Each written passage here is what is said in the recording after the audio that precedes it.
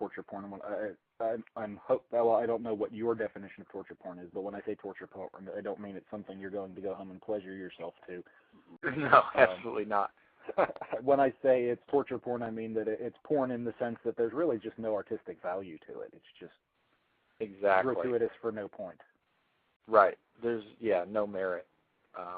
No, I agree. But somebody told me that Martyrs was torture porn, so I kind of steered away from it. And then my friend raved about it, so I went ahead and watched it, and it's not, man. It's good. I really enjoyed Martyrs. The French are off the fucking hook, man. I'm really impressed with what they're doing.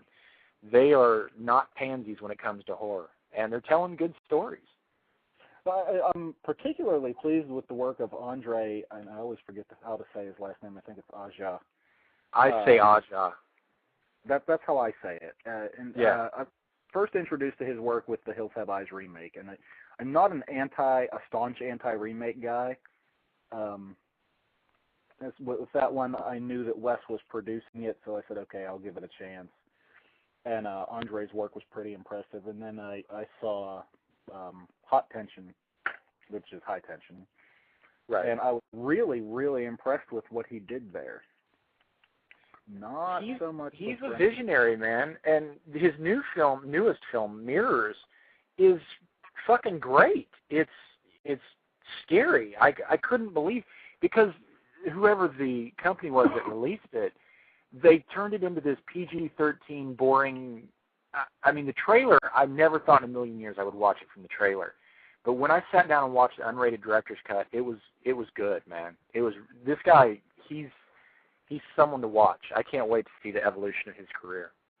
Well, I did buy Mirrors, and I have it, and I think the problem I had with it was Kiefer Sutherland. Oh, yeah. I think it's just a me thing. If Kevin Bacon does a horror movie, I cannot get into it. I can't get emotionally involved with it. Same with Kiefer Sutherland. I understand that. I don't like to bag I don't like to, talk badly about people, but I have a hard time watching certain actors. And, no matter how good the movie is, I can't finish it because they're in it. The storyline is fantastic. Effects are great. I absolutely love the sister in the bathtub. Yes. Yes. Thought it was fantastic. Really liked the security guard at the beginning. Yeah. Great imagery, man. When the ghost reaches up and pulls the kid into the water floor. Yes. It's great imagery. It's a good film. People, go see this movie if you haven't seen it because of the bad trailer. And it is, I think, a bad trailer, which Nobody Loves Alice actually has a good trailer. I'm not kissing your ass. I already have you on the show, so there's no point in kissing your ass. Yeah, Nobody Loves Alice does have a good trailer. I think a bad trailer can kill a film quickly. Absolutely, without a doubt. Well, you were talking about Texas Frightmare Weekend, and I mention them every show because I'm such a staunch supporter of Texas Frightmare Weekend. How was your experience there? You already touched on it. It was incredible. Like I said, I'm a huge Texas Chainsaw Massacre fan. The original, the Tobe Hooper, Marilyn Burns version. Which, by the way, I had one of the pinnacles of my career. I got to have an hour-long conversation with Marilyn Burns, which, for those of you that don't know, that's Sally, the survivor of the Texas Chainsaw Massacre in the original movie. And it was incredible to sit there and talk with her and listen to her firsthand accounts of these stories. And Texas was just incredible, man. The people that ran the festival, the fans were unbelievable. I mean, it blows Fangoria out of the water here in L.A. It's just night and day compared to what they put on here.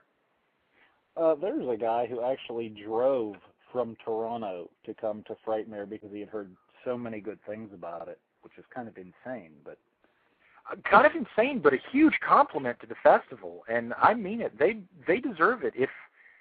If you are driving to a festival, I'd say to go to Texas Frightmare Weekend. I've been to a lot of them, and it's the best horror festival I've ever been to.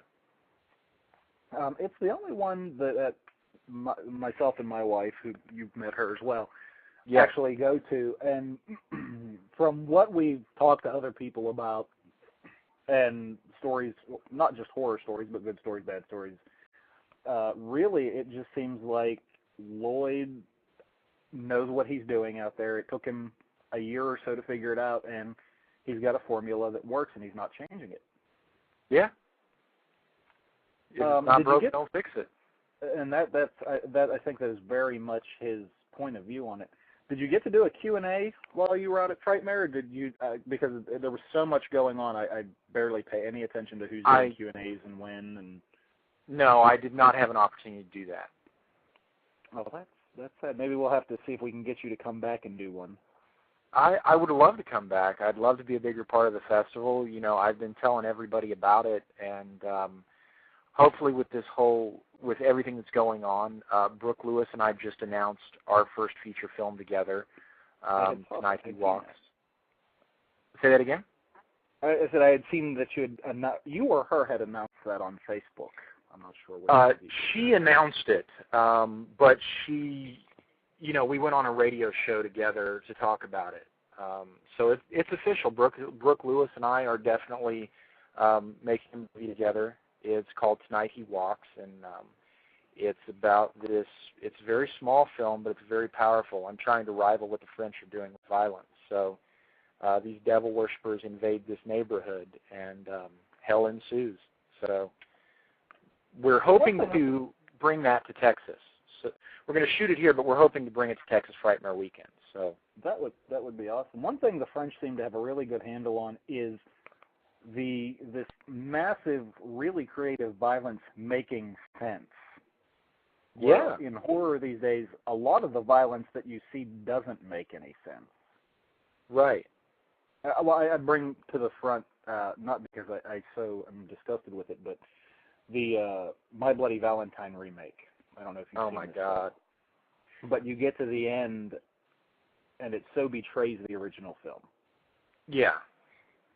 It was a gimmick, you know, if it wasn't, you know, I think the box office is very telling with that film. It opened with something like $28 million opening week, and then second week it made $1 million. You know, the word got out that it was really just a gimmick, and it was a bad movie. What do you think about PG-13 horror? You know, it's not the ratings that bothers me. It doesn't have to be an R-rating film to be scary. Like I said, the original Psycho, movies like that. Hitchcock did a bunch of terrifying movies. So it's not really the rating that bothers me. It's that studios set out to make a PG-13 horror film. Tell the story and let it be rated what it is. Just make it the best story you can make it, is what I feel. Unfortunately, when you start trying to make a PG-13 horror film, you lose the integrity of the horrific elements. So they flop. I can't think of one that I'm really that impressed with. I think the last PG-13 that I was impressed with was probably Alien, AVP Requiem. Okay, yeah. And I have issues with that movie, being a huge Predator and Alien fan. I think that what's happening is a lot of the studios are saying, well, let's get it to a PG-13. That way we can get it out to a broader audience. And there is actually a question in the statement I'm going to make.